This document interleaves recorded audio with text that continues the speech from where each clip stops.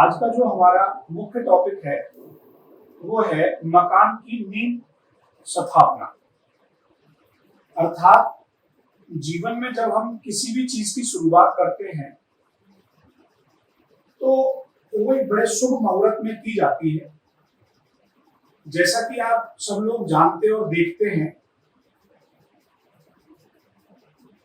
जब भी कोई व्यक्ति अपने जीवन में किसी पद, किसी मंत्री पद या वो कोई भी शपथ ग्रहण करता है तो बड़ा एक विशेष मुहूर्त निकाला जाता है।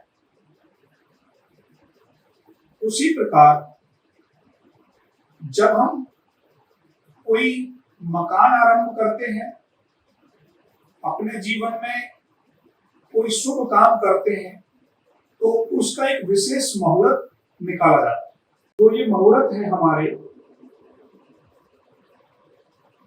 ये बड़े ही कारगर साबित होते हैं किसी भी काम को पूर्ण सिद्ध करने में। यदि कोई कार्य अशुभ मुहूर्त में स्टार्ट किया जाता है तो उसमें प्रॉब्लम कितनी रहेगी, वो कंप्लीट होगा नहीं होगा, या हमें कुछ बाधाओं का सामना करना पड़ेगा, ये हमारे मुहूर्त पर डिपेंड करता है। हमारे ऋषि मुनियों ने जो भी ग्रंथ बनाया है, उन्होंने बहुत दूर दृष्टि रखते हुए,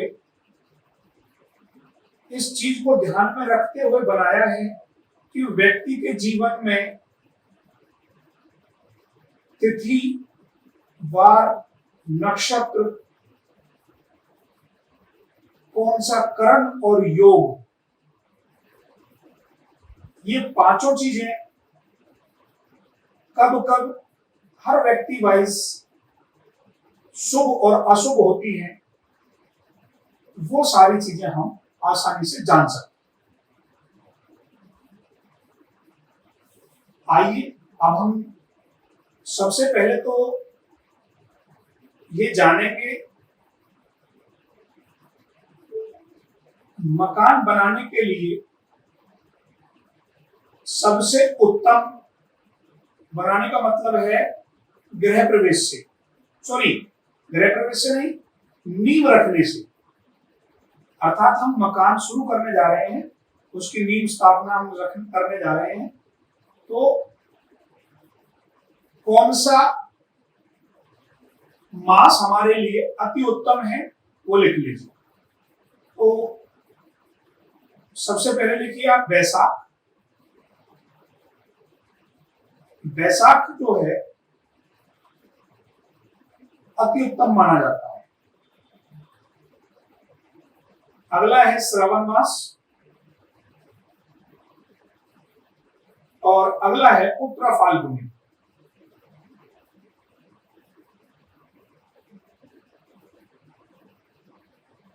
जिसे फागुन भी कहा जाता है, फागुन का मास भी कहा जाता है।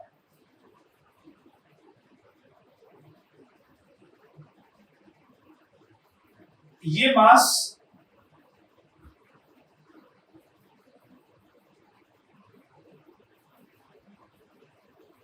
नींव रखने के लिए उत्तम माने जाते हैं। और कार्तिक जब आती है, कार्तिक मास जब आता है, कार्तिक मास से जो पहले का टाइम होता है, अर्थात दिवाली से जो पहले का जो टाइम है, कार्तिक मास में ऑलमोस्ट हमारी नियर बाय दिवाली पड़ती है, उस दिवाली से जो पहले का समय है वो बहुत ही अच्छा माना जाता है कार्तिक मास में। तो ये जो आपको 4 मास के अंदर गृह स्थापना, नींव स्थापना बताई है, उसमें आप ध्यान रखें। दूसरी बात, गृह निर्माण के लिए, अर्थात जब आप गृह स्टार्ट कर रहे हैं, उसका निर्माण कर रहे हैं, तो हमेशा शुक्ल पक्ष का ही प्रयोग करना चाहिए, उजाले पक्ष का ही प्रयोग करना चाहिए। अब हमारे पास भगवान ने हमें दो पक्षों में डिवाइड करा है, एक है हमारे शुक्ल पक्ष, एक है कृष्ण पक्ष।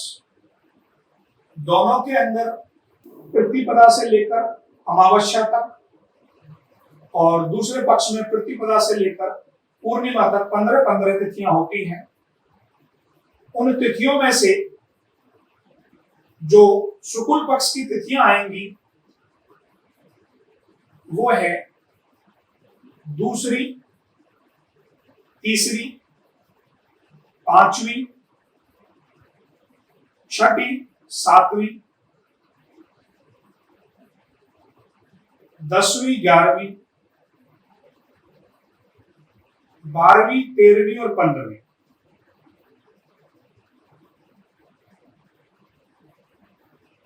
यहां आपने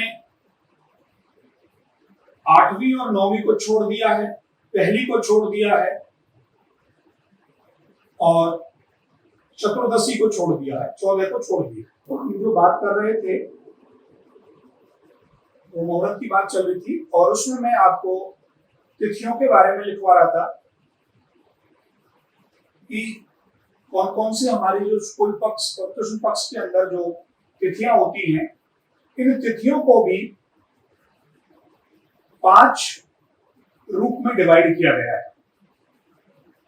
पहली तिथि का नाम होता है नंदा, दूसरी तिथि का नाम होता है भद्रा, तीसरी तिथि का नाम होता है जया,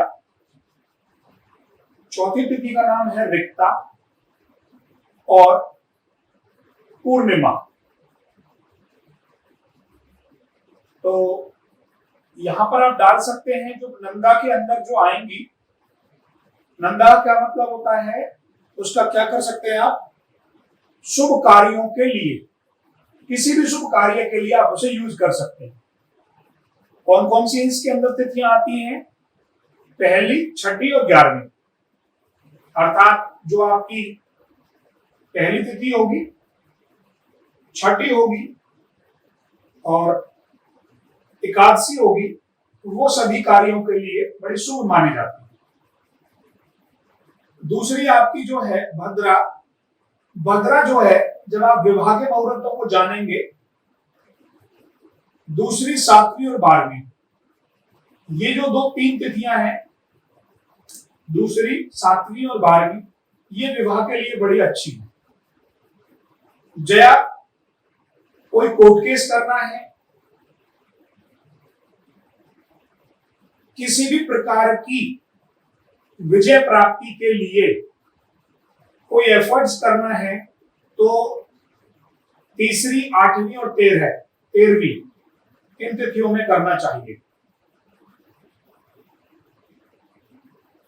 पूर्णिमा जो मानी गई है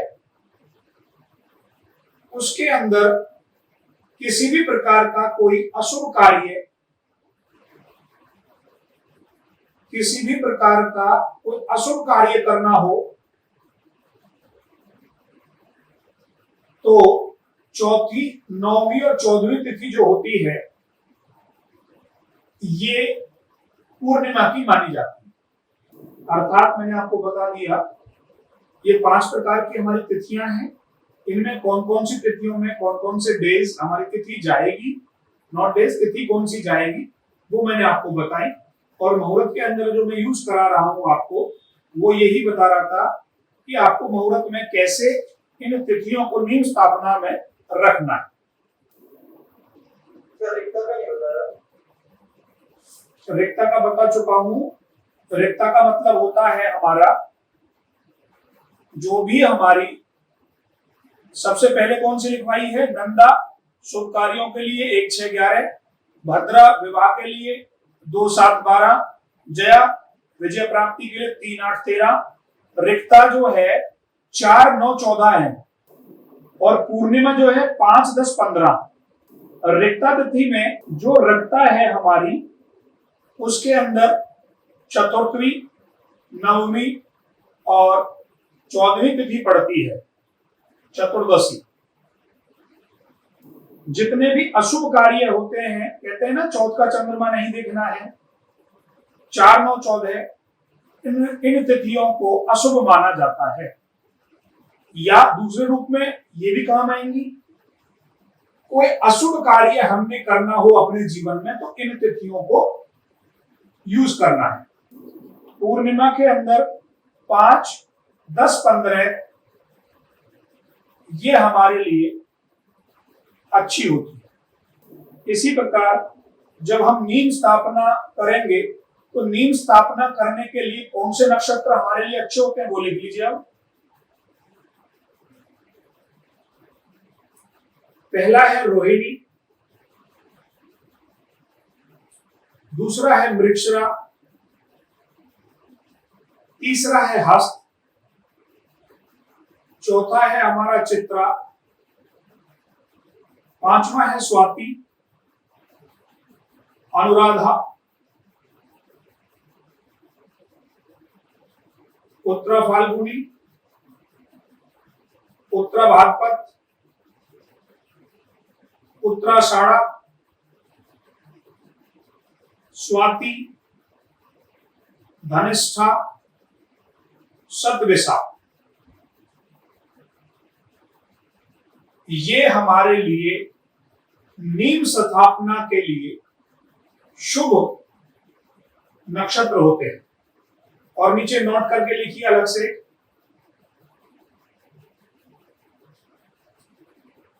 पुष्य नक्षत्र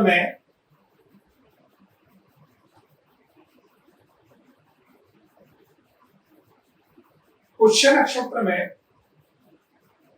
कोई भी शुभ कार्य किया जा सकता है।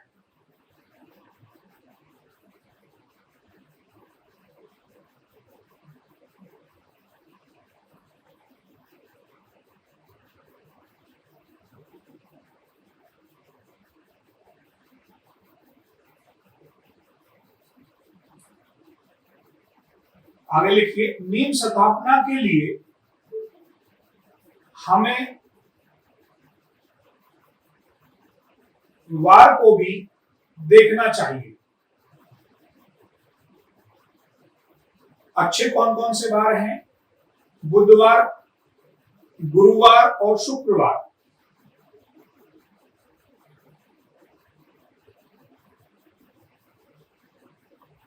और खराब कौन कौन से हैं? मंगल और शनिवार। वैसे भी ज्यादातर आप जब नीम स्थापना की बात करेंगे तो मंगलवार को कहते हैं पृथ्वी पर फावड़ा नहीं मारना चाहिए, या मंगलवार को पृथ्वी की खुदाई नहीं करनी चाहिए।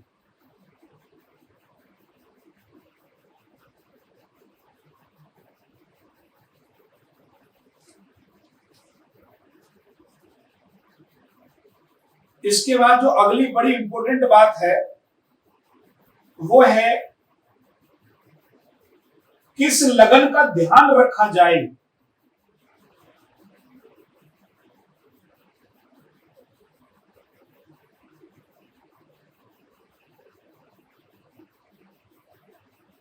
अब यहां देखिए, जब आप मकान बना रहे हैं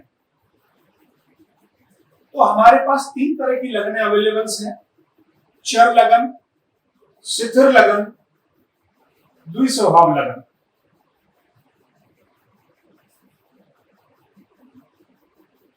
अब जीवन में ये भी आप ध्यान रखें इस टॉपिक के साथ साथ, जिस व्यक्ति को जिस प्रकार का कार्य करना चाहिए, अर्थात हमारे कार्य का नेचर क्या है, उसके ऊपर डिपेंड करता है लगन को एडजस्ट करना। जैसे आपको वाहन खरीदना है, वाहन का काम क्या है? चलना, मूव होना, तो वाहन हमेशा चर लगन में खरीदेंगे। कोई प्रॉपर्टी लेनी है, अर्थात हम अपने लिए मकान या जमीन जायदाद कोई लेना चाहते हैं, वो हमारे पास रुके, स्टेबल रहे, तो हम शिथिर लगन का प्रयोग करेंगे। द्विस्वभाव लगन में कोई कार्य नहीं करना चाहिए, ये भी ध्यान रखना। द्विस्वभाव लगन के अंदर जो कार्य किया जाता है उससे हमारे जीवन में काम के प्रति ड्यूअल नेचर बना रहता है। इसलिए जब भी आप नींद की स्थापना करेंगे हमेशा शिथिर लगन में ही करेंगे। नोट करके लिखिए विशेष बात, जन्म कुंडली में आपकी लगन से अष्टम भाव में जो राशि पड़ी हो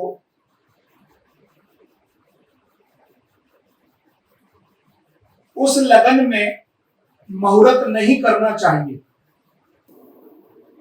अष्टम भाव में